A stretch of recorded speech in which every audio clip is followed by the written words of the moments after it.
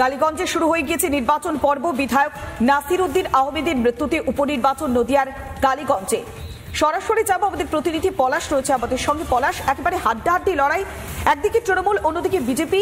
Vote গ্রহণ পর্ব শুরু হয়ে গিয়েছে, এখন কি সামগ্রিক ছবি ধরা পড়ছে পলাশ? একদমই পৌলমী, সকাল থেকে প্রাকৃতিক বিপর্যয় শুরু হয়েছে। গতকাল রাত থেকে কিন্তু ঝড় বৃষ্টিকে উপেক্ষা করে সাধারণ মানুষ গণতন্ত্রের যে শ্রেষ্ঠ উৎসব ভোটদান, সেই ভোটদান করতে বেরিয়েছে। ইতিমধ্যে এই কালীগঞ্জ বিধানসভা কেন্দ্রের যে বিজেপি প্রার্থী আশিস বাবু, তিনি সদ্য ভোটদান করে বেরোলেন। আমরা একবারে সরাসরি চলে যাব আশিসদার কাছ থেকে তার রিয়াকশনটা নিতে। আজকে কি বুঝতে পারছেন, প্রাকৃতিক বিপর্যয়কে উপেক্ষা করেও সাধারণ মানুষরা তারা ভোট দিতে এসছে বা আসছে, এটাকে কিভাবে দেখছেন? আজকে কি দেখুন, প্রাকৃতিক দুর্যোগ সত্ত্বেও মানুষ কিন্তু ভোট কেন্দ্রে আসছেন। একটু তো ডিস্টার্ব হচ্ছে, কিন্তু মানুষ স্বতঃস্ফূর্ত, যে স্বতঃস্ফূর্ত দেখছি তাতে মানুষ কিন্তু এবার আমাদের পক্ষে রায় দেবে। এই যে সকাল থেকে কি কোনো রকম অপ্রীতিকর ঘটনা বা রাজ্য পুলিশের ভূমিকা, কোনো অভিযোগ, ক্ষোভ? দেখুন, আমাদের মীরা ওয়ানে দুটো বুথে আমরা অভিযোগ পেয়েছি। আমরা এখনই ওখানে যাব। একটা 56 নম্বর বুথ আর 21 নম্বর বুথ, সেই বুথ দুটো আমাদের বসতে দেয়নি। আমরা অভিযোগ জানিয়েছি এবং আমরা যাব। তৃণমূলের কালচারই হচ্ছে বুথ জ্যাম, রিগিং, এ তো চলতেই থাকবে। আমরা জনগণকে সঙ্গে নিয়ে এটা রুখে দেবো। মানে আপনি জেতার পক্ষে বা সামগ্রিক আজকে এই যে ওয়েদার, এই ওয়েদার কি আপনার কাছে কোনো বাধা হয়ে দাঁড়াবে? না না, মানুষ কিন্তু ওই ওয়েদারকে, তৃণমূল এই সিন্ডিকেটের দলকে মানুষ কিন্তু আর চাচ্ছে না, যার জন্য মানুষ এই প্রাকৃতিক দুর্যোগকে উপেক্ষা করে ভোট। আজকে মূলত সারাদিনে আপনার প্রোগ্রামটা কি কি আছে, কোন কোন জায়গায় যাবেন বা কি কি করবেন? আমি এই কালীগঞ্জ বিধানসভা প্রত্যেকটা বুথ কেন্দ্রে আমি আজকে যাব এবং পরিদর্শন করব এবং জনগণের কথা বলবো। সবগুলো বুথেই যেখানে যেখানে সেন্সিটিভ? একদম একদম সব বুথে। অর্থাৎ পল্লবী, একটা কথা কিন্তু পরিষ্কার, ব্যস্ততার মাঝখানেও যে প্রার্থী, বিজেপি প্রার্থী, তিনি আমাদের সময় দিলেন।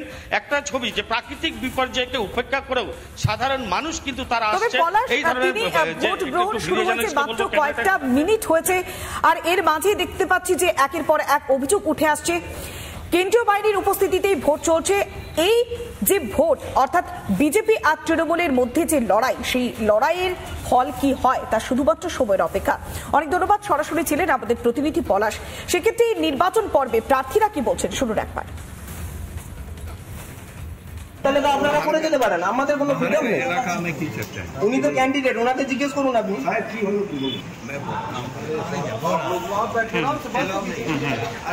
नहीं, आप जितना आराम से बोल रहे हैं उतना आराम से। ভালো বুঝলাম যে ভোট যেটা হওয়া সেটাই হবে। হয়তো প্রাকৃতিক একটা দুর্যোগ, হয়তো মানুষ আসা যাওয়ার ক্ষেত্রে একটু প্রবলেম তো হওয়া স্বাভাবিক। তবুও আশা করছি মানুষ স্বতঃস্ফূর্ত ভাবে ভোট দিতে আসবে। এই মুহূর্তে আমার কাছে তেমন অপ্রীতিকর কোনো ঘটনার খবর আসেনি। তবে কালীগঞ্জে একটা বুথের ইভিএম মেশিন একটু বিকল হয়ে গিয়েছিল, সেই বিষয়ে খবর এসছে। আমি সঙ্গে সঙ্গে প্রেসিডেন্টকে ফোন করেছিলাম, উনি সেটাকে ঠিকঠাক করে নতুন মেশিন মধ্যে রিপ্লেস করে ভোট শুরু করেছে। ঝামেলা হওয়ার আশঙ্কা তো থাকার কথা নয়, কারণ বরাবরই কালীগঞ্জ পিসফুল জায়গা, পাশাপাশি খুব আঁটাশোটো নিরাপত্তা আছে। এরপরে ঝামেলা হলে সেটা দেখা যাবে। ধুলাগড় পুলিশ ক্যাম্প এইখান থেকে প্রায় 1, 2, 3, 4, 5, 6, 7, 8, 9, 10 পার মধ্যেই ঠিক এই জায়গাতেই ট্রাক চালক খুন হয়। যেখানে অনেক ঘটনা ঘটেছে, ড্রাইভার মারামারি করে মারা যায়। একেবারে পুলিশ ক্যাম্পের সামনেই এই খুন হতে হয়। পুলিশ কোথায় ছিল?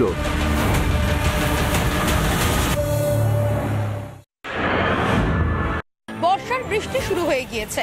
আলিপুর আবহাওয়া দপ্তর সূত্রের খবর, এই বৃষ্টি কিন্তু আগামী কয়েকদিন স্থায়ী হতে চলেছে দক্ষিণবঙ্গে জুড়ে।